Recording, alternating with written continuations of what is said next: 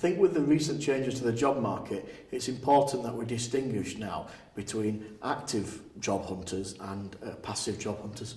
Because this is quite a new phrase that's come into the recruitment marketplace, if you like.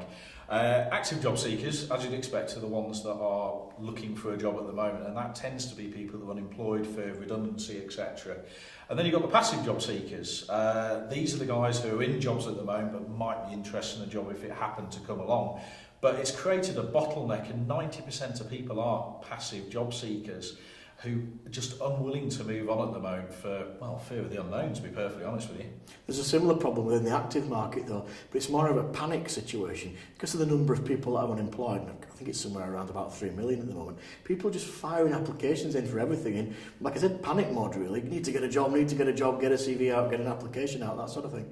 And this causes a problem by itself because recruiters are receiving a couple of hundred CVs per position, or it can be the case, and you could be that one needle in that proverbial haystack, and you don't want to get lost in there. I think that's an important point, that the needle in a haystack, because although it is quite tight out there are still opportunities, and so you have to make sure that you A, select the right opportunity, and then B, when you get your application into it, make sure it stands out. One thing I do get asked a lot is, should I apply for every job I see that I might have one or two of, say, 10 skills for? And to be honest, Mark, my simple answer to this is no, you shouldn't.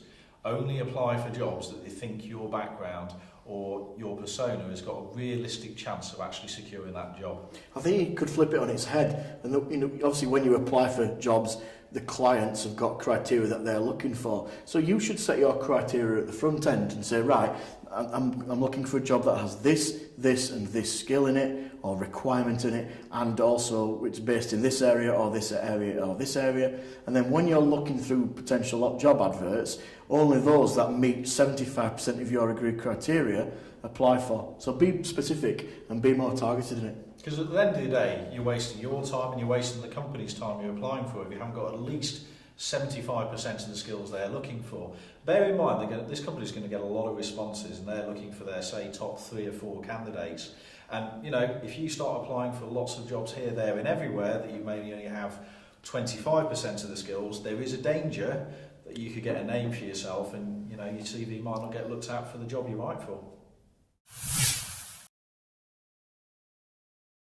It is still important, though, to make sure that your application stands out from the crowd. Yeah, and as a recruiter, I personally feel that one way you can really emphasise this and really make your CV stand out is to read the adverts.